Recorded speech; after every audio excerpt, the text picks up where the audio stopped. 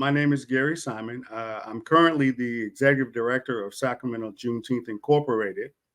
Juneteenth celebrates the signing of the Emancipation Proclamation. We have produced the festival as well as our community events, year-round community events for the last 20 years. I came to California from Anchorage, Alaska. I actually was born in Norfolk, Virginia. My mother followed her sister up to Anchorage, Alaska, graduated high school in Anchorage, Alaska, came to California on a football scholarship in basically Fresno State, West Hills College to Fresno State, ended up at San Francisco State. From there, moved to Sacramento, and that was in 1995. And I have been here ever since. So I consider myself a Sacramentan at this point, and have engaged myself within the community.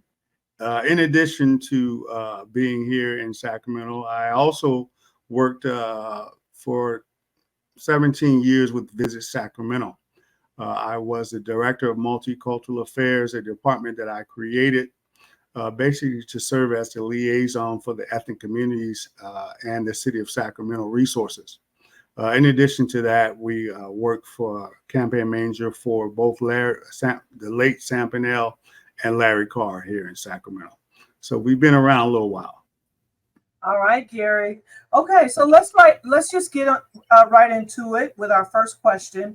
So, Gary, what do you believe to be the root causes of the hate that youth, community members, ethnic groups are experiencing in California that you have seen, especially when we talk about the root cause of the anger that makes individuals, groups lash out hatefully to others without remorse?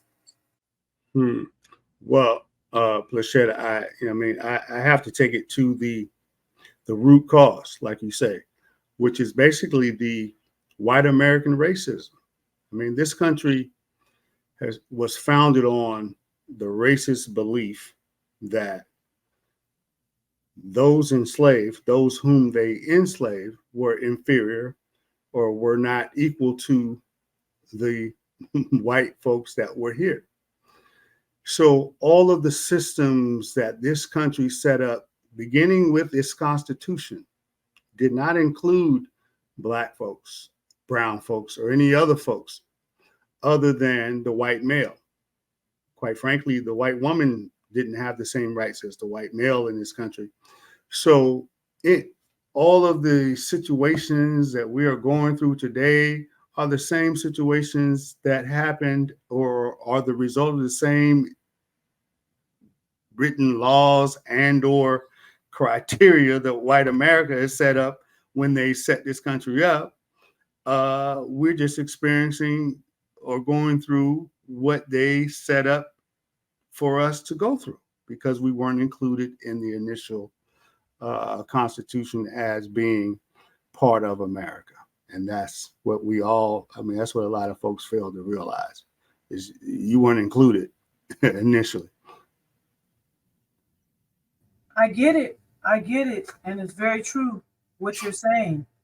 So next question would be, what would you like to see local public health partner agencies do to address hate-based crimes as well as bullying in schools in our communities?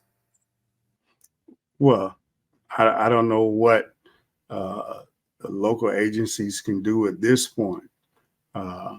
We have to go back again to the history where this country was set up to where you weren't included. So therefore, the 13th, 14th, and 15th Amendments to the Constitution were brought about after what we call the Reconstruction era.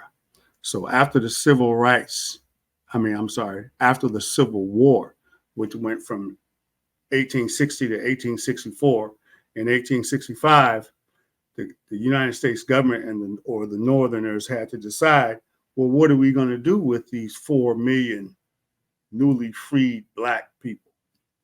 You know what I mean? So there was a conscious decision by the U.S. government on how and what they would do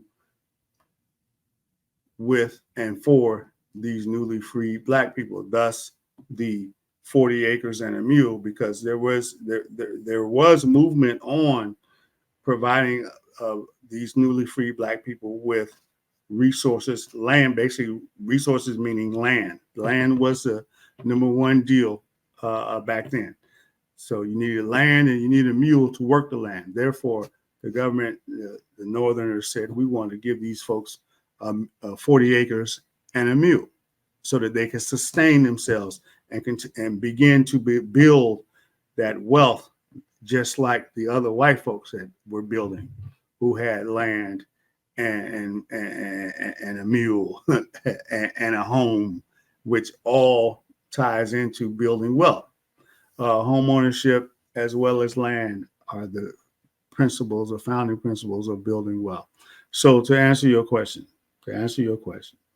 what do you think the root cause of the anger that makes individuals hate and so forth? Racism, white American racism is the root of it.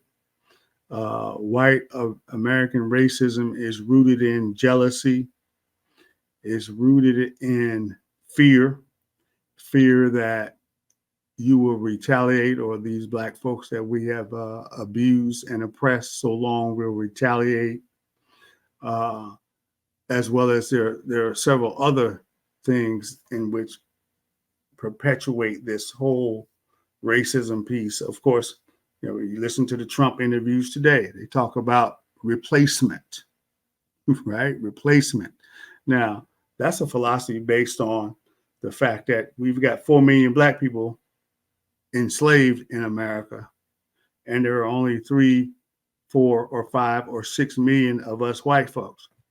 So if we allow them to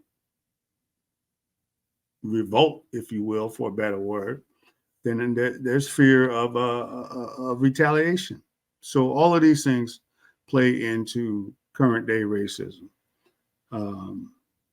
So please ask me your question again relative to what exactly you want. The question was relative to what can we do, or what should we do, or what do I want someone to do? Well, I liked a lot what you had to say, and kind of raise your voice just in case, but I think we're going to be okay. What would you like to see public health partner agencies do to address hate-based crimes and bullying in our schools and our communities? Public health groups. Now, that's a whole nother deal, Plachette, in that the public health piece related to, all right, so even to this day, Serena Williams almost died giving birth to her baby. So now we can track this historically to a video and or information on the biggest lies told about Black people. In that video, and I want folks to read this, to go and watch this video on YouTube. The biggest lies told about Black people. There was a segment related to the health industry. And there was a gynecologist by the name of Marion Sims, who basically said that Black people have a higher pain tolerance than white people. Therefore, we do not need to give them anesthesia. And this was the reason why Serena Williams and so many other Black women suffered during childbirth. Not to mention now, childbirth and reproduction were a big part of the economic engine during slavery. So this gynecologist, Marion Sims, devoted his time to experimenting, I'm sure, very brutally and very inhumanely on Black women with no anesthesia. So those very same health disparities are reflected today. As a matter of fact, when my ex-wife gave birth to our child, they told her that she was far too along to where they did not give her the epidural. Okay, so this is very real. So the history of where we started is very relevant today. There's still white America is still moving on these very same philosophies of when we were enslaved, and nothing has changed. Therefore, that's why we call it systematic, because the system hasn't changed for us. You know what I mean? So we have to go way back to the history part of it. And this is all documented. This is all documented. So we talk about healthcare. Why are we still the only ones suffering in healthcare? Not the only ones, but we are suffering much more disparagingly than the white folks. And it's because of this philosophy that y'all can tolerate, you black people can tolerate pain more so than white people. And in 1995, when my daughter was born, my ex-wife did not get an epidural. Serena Williams did not get, she may have got the epidural, but she almost lost her baby she almost died during childbirth. Why is that? Nothing has changed. You know, Gary, I wholeheartedly agree with you. So when we talk about public health partner agencies, they have totally failed us. And, right. No matter, it's just, it's been almost 400 years. Yeah. And we keep singing the same song and dance about what we need as far as the Black health agenda, right? Mm-hmm. To help us through a lot of these different issues, that right. being, a lot of this pain and violence and stuff that we go through, which causes depression, causes suicide, when, we go through these hate incidences and bullying and, so I get it. I totally get it. And we've been totally just let down. So, again, having public health partner agencies, we have to, and I know there are a lot of different committees, there are a lot of different organizations that are out there, and they are working on different bills. They're working on different laws to put in place. We had Cover California, right? So what are your thoughts? Well, I mean, all of these systems and these new organizations trying or to address the disparities in healthcare and all of those things, those are good. I mean, that's progress. But the reality of it is, until the system changes, now, nothing's going to really change, right? So until you rewrite the books, nothing's really going to change. I mean, you can have organizations that want to fight and this and that, but until you rewrite the script, you're just amending the script, and that's not good enough. That's not good enough because nothing's really going to change. No power is given. Power must be taken. That's just the bottom line. Agreed.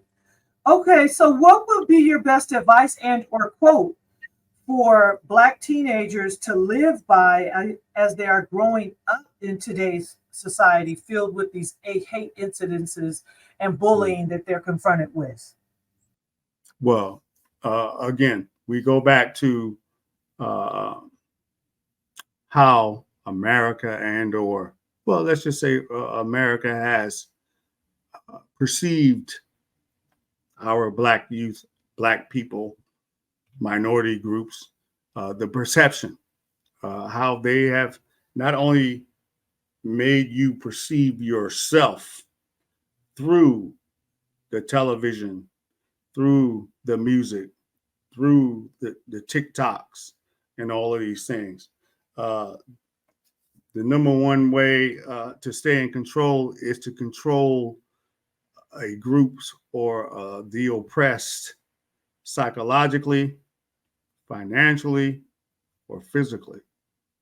So with the television, the TV, and the music, that's all psychological warfare being played upon our youth to where this is their looking glass self syndrome. So they look at the TV and they say, this is how I'm supposed to act.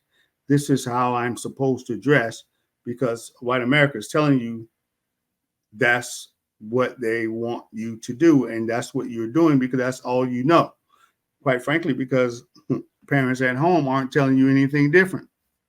They letting you wear your hair all crazy and your pants hanging down because they think it's cool too, obviously. But that's not how I was raised. New generation. So anyway, so to all our youth out there, I would say be yourself. Okay, be yourself. Don't be a leader. Don't be a leader. Don't follow the television, the hype, and all those things because none of that stuff happens by coincidence. I mean, being who's the current hot act right now, whoever that is. You know what I mean? Cat Williams just on TV talking about what people, who are the gatekeepers, what people do to be successful. Now, that kind of makes sense because back in the day, it was called the house Negro versus the field Negro. The house Negro kind of controlled how that Negro experience was, field Negro experience was. Same with in the field, there was the overseer who was black, right? So nowadays we've got what Cat Williams classified as gatekeepers. So somebody's got to sell out to be the one to select those that progress. So in America today, we've got some folks that got the education, that have gotten the credentials and the job and live in Granite Bay and live in Roseville and all those things. But what does that mean for the rest, right? So the system will always select a few and then throw honor and showcase these few to show that it's not all bad. Some have made it.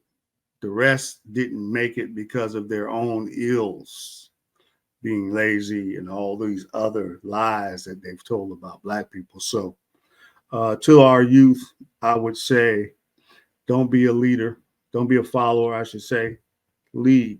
But more importantly, know the history of your people. Don't learn your history by somebody else telling you your own history. Know your history. You learn it. You know what I mean? And learn and know the greatness in yourself so that no one else can tell you that you aren't great. Learn and know the greatness in yourself so that no one else can tell you that you are not great. That's what I would say to these young people because they've got a hard road. I mean, this psychological warfare that they're playing on our people, not to mention locking them up and killing them and the police and all. I mean, they've got a hard road. So they got to educate themselves. They've got to educate themselves because they can't watch TV and try to figure it out. You know what I mean? They need more than that. So, and mentorship, old cats like me, I need to be out here, and I am out here. You know what I mean? Just last week, we hosted the Martin Luther King essay contest as part of Sacramento Junteenth Incorporated. And we did a dissertation on the Reconstruction era of 1866 to 1877 and how it correlated, how all those very same issues that were happening during Reconstruction, Martin Luther King was fighting those very same issues beginning in 1965 until his death in 1968. Okay, very same issues. The issues were no different. Voting, economic impact, segregation, all of those things were the same issues in 1866 to 1877 that Martin Luther King was fighting from 1965 to 1968. So it's the history. The history does not lie. And you have to learn your history so that you will know who you are. And this is what the message to the young people. Learn your history. Google is a beautiful thing. Excellent advice. Great quotes, Gary. That was good. So this is our last question. And Gary, I have known you now for at least 17 years. You were one of my first clients to promote on the launch of SacCulturalHub.com for Juneteenth Festival. So we have a very long history, and I've always admired you. You are a father, community member, and teacher. And, you know, I really, as a Black man in America, the survival of you guys is, you know, at its lowest, right? And I admire those that, you know, you talked a lot about leadership, that lead and don't follow, that serve as mentors, because that's what, you know, our organization, our media organization has always been about, is really spotlighting Black men in leadership. So I've always appreciated that in you. And I would just like you to share with our audience how you and your family have been able to survive these turbulent streets of hate and bullying incidences, especially when we talk about coping mechanisms and how you react, you know, how you deal with these certain things, because we all know that the first things you do can land you in jail, right? Then it's all over. So it is, I believe it's a lot about the coping mechanisms, how you deal with these issues and you move forward and you deal with people that are non-African American and so forth. So please share with us. Well, Lucetta, I have to say it's by the grace of God that I'm not incarcerated, that I haven't made a mistake that is life altering. It's by the grace of God. And it's through prayer. My mother is a prayer warrior. I pray too. But at the same time, my experiences in life and my professional life, my personal life, all of that have kind of prepared me to handle blatant racism in situations where your reaction or my reaction would be detrimental long term, or it could be non-detrimental long term. And I've been in those situations, but what I can associate with reaction to, but I can associate your reaction to trauma, instability, all those things is what's inside, right? So what's inside will come out unexpectedly or naturally.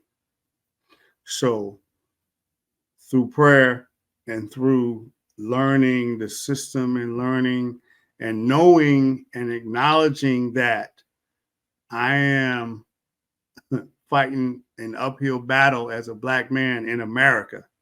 They're waiting to get me. You know what I mean? They're waiting for me to fail, waiting, you know what I mean? All of those things that I have internalized as a Black man. And I've taken those things and not become angry. I become angry with that knowledge, but have become settled and confident. And now I know the game, right? So I take it, it's a confidence thing. So now I know the game. So I know that you're trying to get me to react. That stops me from reacting.